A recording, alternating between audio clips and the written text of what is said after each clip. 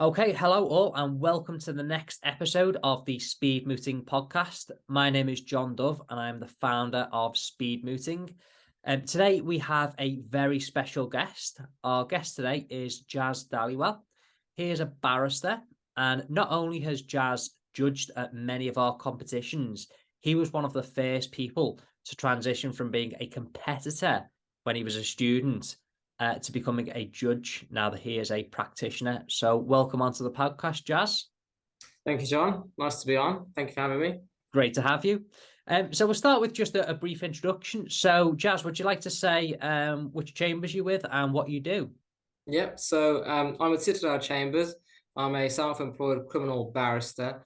I have been for about, I finished my pupillage in 2019, so the very start of 2020.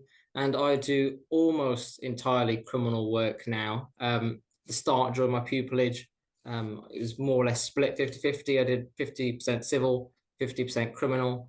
But since now being properly qualified, it's pretty much all crime, really. That's what I enjoy. That's what I am most passionate about.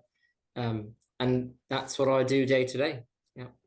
Yeah, great to hear. Well, as a fellow criminal lawyer, I can certainly understand why you've taken that path. Yeah. So let's start from the beginning then. So would you like to talk us through your route to the bar? Yeah, of course. So I grew up around the West Midlands. I grew up working class family. Don't know any lawyers in my family, don't know any solicitors or barristers or anything like that. But I was always very good at, well, I like to think I was relatively decent at writing, creative writing, advocacy in general, and performance. And I remember my first work experience I did, I must have been about 15 or 16. Must have been 16 actually, perhaps 17. It was with the CPS in the West Midlands, and I spent a week there. And I remember on the last day they let me into the magistrate's court. The first 4 or 5 days, first 4 days or so, I was in the office, and then the final day I got to go to court, see the advocacy, and it just blew me away really. I think it was a criminal damage trial, nothing particularly complicated. But it was an effective trial, people giving evidence. And from that day on, I remember just being just completely, I think, enamored by it.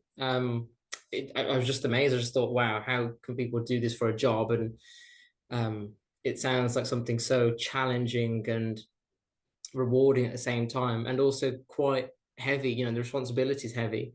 And to be able to do that day to day really drew me in. And then I kept attending Crown Courts and Magistrates Courts because, of course, when you're over a certain age, I think when you're over 16 or 17, you can go along the public hearings, of course, the majority. And I would just bump into barristers and talk to them in the Crown Court after the hearing and just say, I'm a student, how do you become a barrister? What's it like being a barrister? And asking those kind of basic questions. And then I did a law degree. I went to University of Birmingham, did a standard LLB law degree. Enjoyed it a lot, enjoyed the criminal side by far the most. And I did do other pieces of work experience. I spent time with a civil solicitor.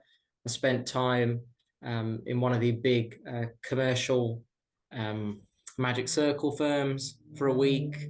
I think I spent some time doing mini pupillages in family law as well. But it was always crime. It was always crime was the one that attracted me and drew me in. That was the one that got me most interested. And that's what I kept pursuing. I did a lot of mooting as well at university, did a lot of advocacy competitions, debating when I could. And again, that adrenaline rush and the excitement of doing advocacy again just kept snowballing really. And I knew that I wanted to go to the bar after quite a bit of thought. And then I straight away went to the bar professional training course. It was then called, I think it's called bar training course now. I'm not entirely sure. I think they change the acronym pretty much every couple of years or so. I was lucky enough to get a scholarship. Otherwise, I was not affording that course straight away. I was fortunate enough to get a scholarship from Lincoln's Inn. And then I did the course, very challenging course, the bar professional training course it was then. But I was fortunate enough to get a very competent And then following that, it took longer than I thought it was going to take to get a pupillage. I think I was applying for about, it was a third year. So it was 2 years of applying, having many rejections, many interviews, many rejection letters as well. And in the meantime, I was building up my advocacy experience. So I spent some time at the Criminal Case Review Commission, which is a commission based in Birmingham, which deals with any potential miscarriage of justice. And I spent time there working with commissioners and other review lawyers in terms of any potential appeals and things like that, which was really interesting. I was an intern there, but I think I got to pitch in with some quite heavy duty stuff, which was really good for that stage of my career. And then I thought I need to go and do some advocacy. I need to get into court. Looking at these from analytical paperwork perspective is one thing, but then going to court and actually having those nerves and that adrenaline is another thing entirely. So then I spent about 18 months, 2 years as the county court advocate.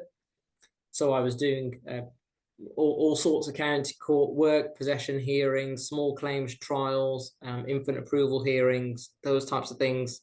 Again, building my experience, being in front of district judges, being against other barristers, and other individuals, litigants in person, all sorts of people, representing people on a daily basis. Having my own practice in that way really helped set me up, I think, for success later on. And then fortunately, I was able to get pupillage in 2018, now 5 years ago. Time really does fly. And however, the pupillage down in Plymouth, so it's a bit of a move away for me. I think it's about a 4-hour drive or so, 4.5-hour drive. But it wasn't really a difficult choice. It was an opportunity to join the criminal bar. There was no way I was turning that down, and I made the move. And again, then in my second 6, I was doing the majority of my work was criminal work, and then following my time in Plymouth, came back to Birmingham with Citadel Chambers in January 2020, and that's where I've been since. And as I said, it started off doing a little bit of civil work, the pupillage, the first 6 and second, a little bit of the second 6, about 40% of it was civil, 30% or so. But since coming back to Birmingham, the vast majority has been crime. It's what I enjoy doing the most. That's what, there's plenty of criminal work about at the minute. And that's what I've been doing day to day. I've gone from doing a lot of magistrates court work when I first started out for around the first 6 months to a year, to now doing pretty much exclusively Crown Court advocacy. And that's what I do day to day. Oh, wow. Quite an interesting sort of path through to the bar then.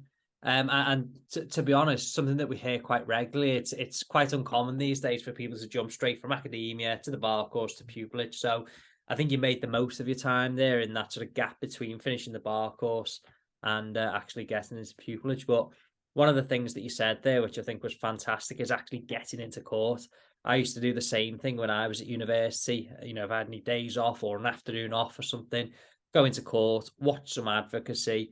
It was good to go to the different courts, sometimes the county court, sometimes the Crown Court, just to compare the two, and also speak to the barristers in between and speak to solicitors. It's a good way of building up your network and potentially getting mini pupillages, vacation schemes, work experiences, whatever it might be.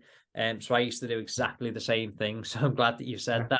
I couldn't recommend it enough, really. I mean, there's advocates that I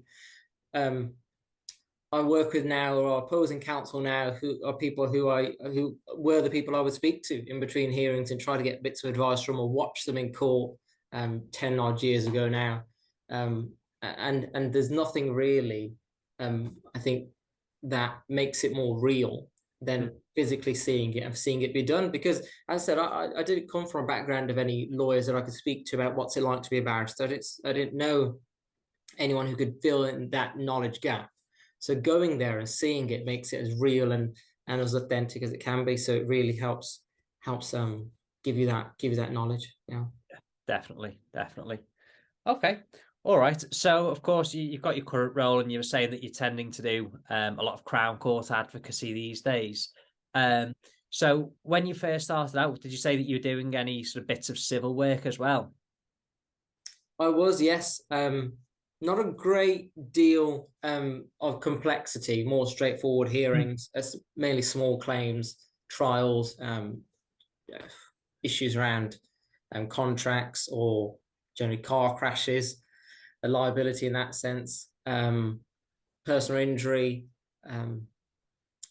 but not a great deal. When I did the county court stuff, it was very straightforward work, really. Possession hearing, as long as you can get a grasp of the law in that particular niche area, then you can get into a good routine of it. But again, as I said, not a great deal of complexity. I don't think civil was never really, it hasn't really been a major passion of mine, but I do think it added another string to my bow.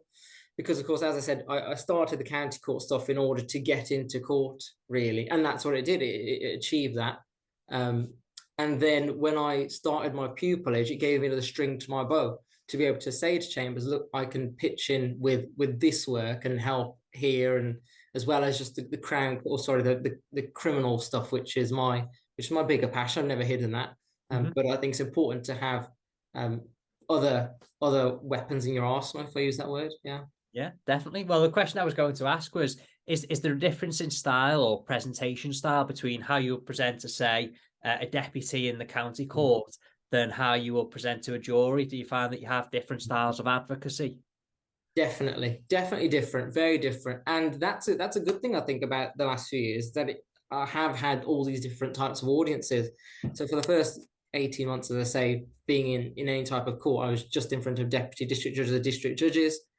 And of course, it's a lot more formal. There's a much bigger emphasis on slightly the tinier details, specific references to case law and citations in the White Book or the criminal civil procedure rules, etc. So that's quite a big difference. Your language will be also a lot less emotive when you're speaking to a district judge who necessarily doesn't need the emotion. If anything, they're trying to take the emotion out of it to focus on the hard, cold facts, as lawyers tend to do. Whereas when you're speaking to a jury, 12 ordinary members of the public, I generally quite enjoy it. It's probably one of my most favorite things about being in court is when I get the opportunity to address a jury in a closing speech, or even an opening, perhaps, when you're prosecuting. It is very different. You can put in little bits of emotion. You can be less formal, and I think that works, of course, because juries don't want to be, they don't want to effectively have, I don't think anyway, of course, I've never been a member of the jury, but I don't think you want to portray too much legalese or too much technical language. And you can, as I said, quite in contrast to how you would deal with a district judge, where it'd be quite, you'd focus on the minutiae and the small details. With the jury, you could think a bit more big picture. Because when you are dealing with quite complex matters or trials that go on for days, really, most cases come down to a few points. And if you can clarify those points and present your argument in the clearest way and allow the jury to follow along with what you're saying, it makes it easier for them. And I think that's what you're trying to do in any type of advocacy. You're trying to convey your argument in the way that's easy for the audience to digest, really, and to understand it, and then to hopefully side with you and be persuaded by it. Yeah, excellent. And of course, you've been to the Court of Appeal as well, haven't you? But relatively early in your career. Would you like to talk to us about that experience of your appellate advocacy? Yes, so I've been a handful of times now. Every time I go, I'm still very nervous. Like being back in a mooting. Yeah, exactly. I think a lot of it, though, is in the preparation, really. So obviously there will be grounds of appeal, skeleton arguments, whatever it is, that hopefully will help you know what your argument is a bit more, rather than just dealing with it on the spot. Say, for example, if you're in the county court and you have a last minute point that comes up, it's not quite the same. It's a lot more structured and prepared. However, saying that, it is a lot more conversational, I've found, in the Court of Appeal. So it isn't just a case of presenting your argument, because of course they've read your grounds of appeal, they've read your skeleton argument. And generally, my personal experience of it has been it's a lot more probing. So they will, of course, focus on the weaknesses in your argument and ask you to clarify. Because of course, if despite the weaknesses your argument isn't very strong, then of course that is a problem for your argument. But if you're able to address the weaknesses and still have a strong argument, then of course it makes it all a lot simpler. So I find it a lot more probing. It's still formal, kind of like how, as I said about the county court advocacy, you won't be using emotive language, and you do, or at least I still have to deal with the nerves that I've gotten quite used to now in the criminal side of things. But of course, nothing's quite the same as being in the Court of Appeal with the wooden benches and all that, and the judges looking up, or sorry, you looking up at the justices. That's yeah, it's quite an experience. But again, it's something I think everyone has to do at their own style with. But it is slightly different to the other forms of advocacy, jury advocacy, and civil county court work. Definitely. And what would you say then would be the best skills for a successful barrister to have? It's a good question. I think I've always said, and I think I'd slightly amend it to what I've said in the past, is I think hard work, the ability to work hard for long periods of time, and it isn't necessarily in to say work 24 hours a day, or in one day don't sleep. I don't mean that. I mean over many years, be able to put the work in. So as I said, when I left university, did the BPTC, I've been on this journey for a few years now, and I think having the stamina to keep going and to keep finding ways of enjoying it, I think is very important. Because I think actually now, perhaps differently than what I would have said a few years ago, I think hard work is kind of mixed in with the passion. If you're not passionate about it, if you're not really enjoying it, it's hard to work hard, really. It's hard to get up and work late into the evenings and into the night. But if you are enjoying it, if you're able to find the little bits of enjoyment here or there, whether it's your advocacy or the good results or the responsibility that you enjoy, whatever it might be, then that will help you to keep going and to keep working hard and to keep plugging away at it, really. Because I think, yeah, if you do keep plugging away at things, you'll eventually get to where you want to get to. So I think that's probably the first thing. I think the second thing would probably be being nice to people. I think that's very important, and it's not necessarily with an agenda. I don't think you have to be nice to people in order for them to then repay the favor or obtain something from them. But I think it's just common sense, really. If you're nice to people, people tend to be nice back to you, and everyone's day is then a bit easier, and people are more willing to work with you at the moment and then in the future as well, hopefully. So I think that's very important, because I meet different people almost every day in this job. I meet a different client. I'm in front of different judges. You get used to some of the judges, but there's a different judge every day, different counsel. When I'm discussing the case of my instructing solicitor, or whether that's the CPS or a defense solicitor, it might be someone different. So I think just generally, one thing, everyone has their differences in the way they approach things, but I think if you just be nice, I think that makes it easier for everyone and makes it much easier for you to progress, I think. And then I think probably finally the last one, the third one, I'd probably say finding your way of being creative, because as I say, I personally think in criminal advocacy, you do have to be creative. You do have to be able to have all of these different factors, take in all this information, and then put it together into your argument and into your advocacy. And also picking different bits which are important, which are less important, which bit needs emphasizing, which bits don't, what information do you need to get, what can you disregard. All that process, I think, is quite creative. Obviously different to the more traditional arts and creative industries. And I think everyone has their own process. Some people are more conversational, some people like their time to just focus on what they need to focus on. So I think figuring out what works best for you in that sense and gets the best out of you and gets those creative juices flowing. I think that's something which is important to figure out. Yeah. Definitely. Yeah, completely agree. Okay, well, as we mentioned at the start, you've had a lot of involvement with the National Speed Mooting competition. Of course, as a student, you were a competitor.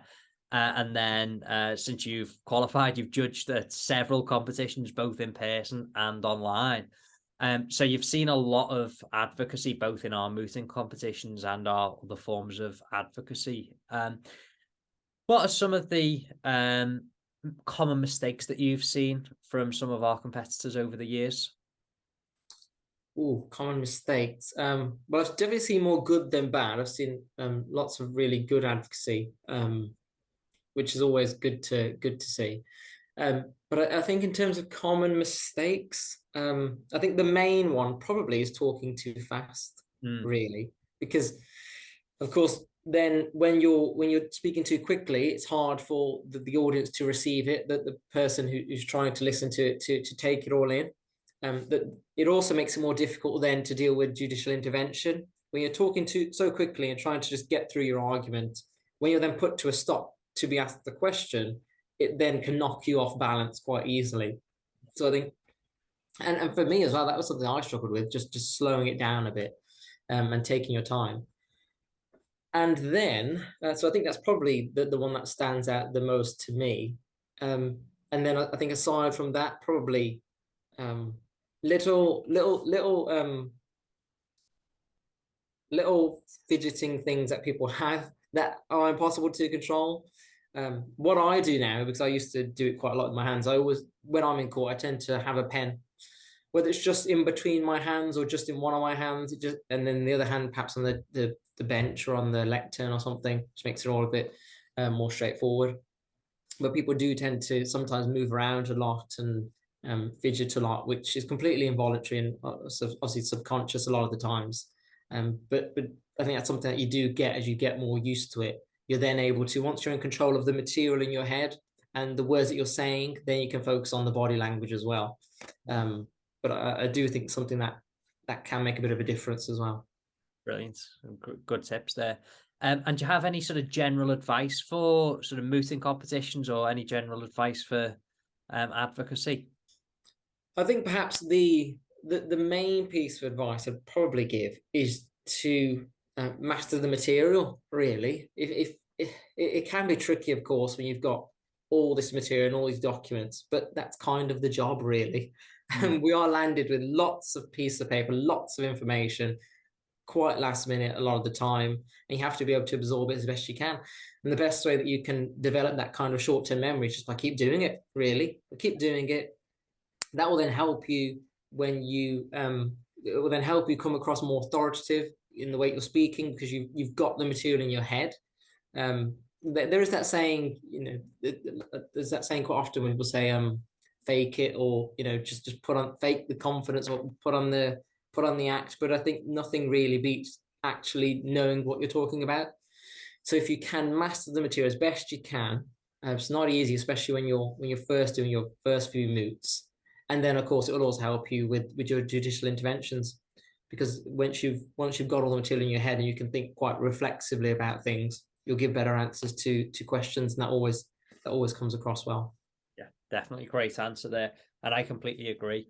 Advocacy is one of those skills you can only really master by practicing, and the more you do it, the more familiar you become with the skill, and the more competent you become.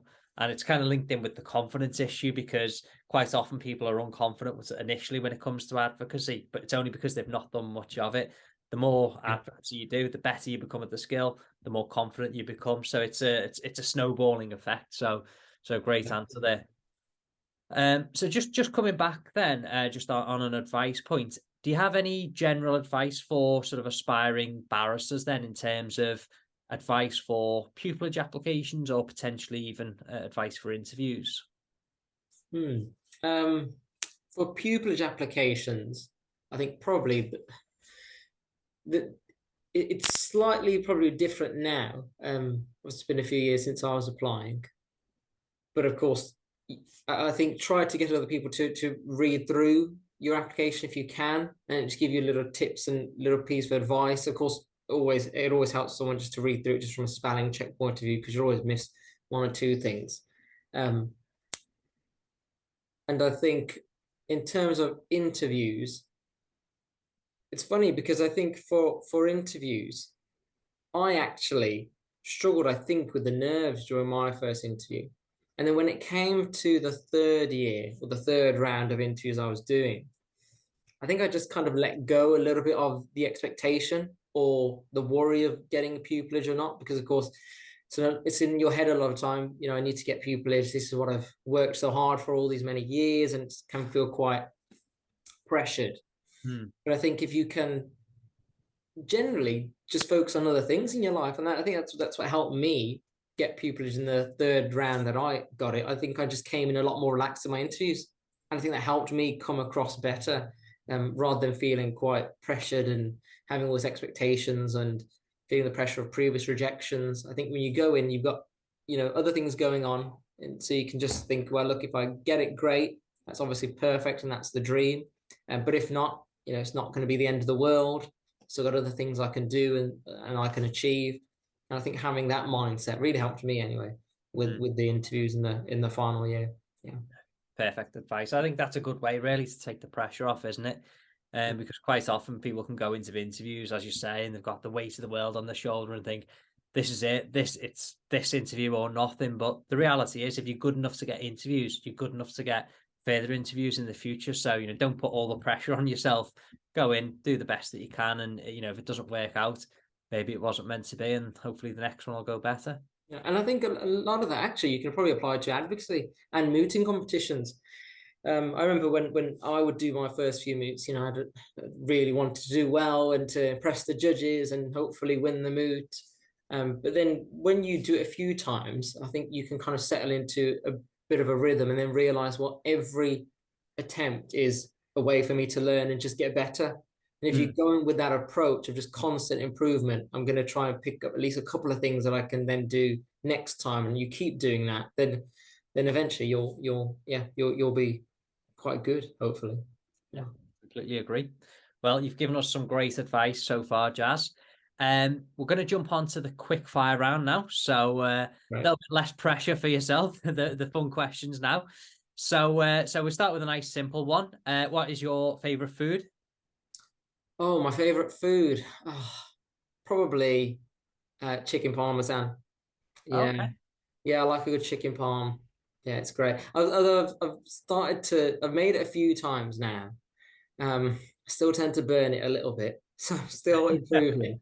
But yeah, chicken parmesan. Brilliant. Top holiday destination? Oh, top holiday destination. It has to be Rome. Has to be Rome for me. I went a couple of years ago, 2-3 years ago now. I think just before COVID actually. And it was great. It's just beautiful weather. Very historic. I love history as well. So it was just the perfect holiday for me. Rome. Yeah, I agree. I went last year. I was just shocked at how many things there were to do there. Yeah, around every corner there's something to see. Another piece of history to uncover. It's just brilliant. And the food, I think every single restaurant I went to in Rome was fantastic. I didn't eat a bad meal the whole time I was there. Yeah, definitely. Completely agree. Favorite movie? Oh, favorite movie. Probably, actually, maybe Clouds of Sils Maria. It's a bit of a niche one. If anyone wants to check it out, they can check it out. But it's effectively a film about actors talking about acting. And there's parts in the film where you can't tell if they're actually acting out a scene or they're actually having a real conversation. It's quite an interesting film. But I really enjoyed that. And maybe some of it I managed to translate into advocacy, maybe, I don't know. But interesting choice there. And then we're going to move on to the most important question at the end. This is one that I ask of all of our podcast guests. And this is the crucial one. So it'd be nice to get your opinion on this. Crisps on a sandwich, do they belong there? Crisps on a sandwich? No, they don't. No, I don't think they do. No, I think they belong on the side. I think if crisps are going on the sandwich has got to be improved then. The sandwich has got to be its own thing. It's going to be its own entity. And the crisp can be a compliment to it, but I personally wouldn't put them together. Okay, interesting choice there. So it looks like the dissenters are catching up. We're still ahead, so I think it's about 6-3 now or something. The actual score will be on the screen round about there. Right. But yeah, interesting that's your viewpoint there. But we've got justification for it as well, so I'll accept your answer. So that's the end of the interview, Jas. Thank you very much for appearing on the podcast. And as I say, Jas has been a judge at many of our competitions, so no doubt if you're entering any of our competitions in the near future, you'll probably meet Jas again. So once again, thank you very much for taking the time to appear on the podcast. Thanks for having me, John. And yes, hopefully see some competitors soon. All the best.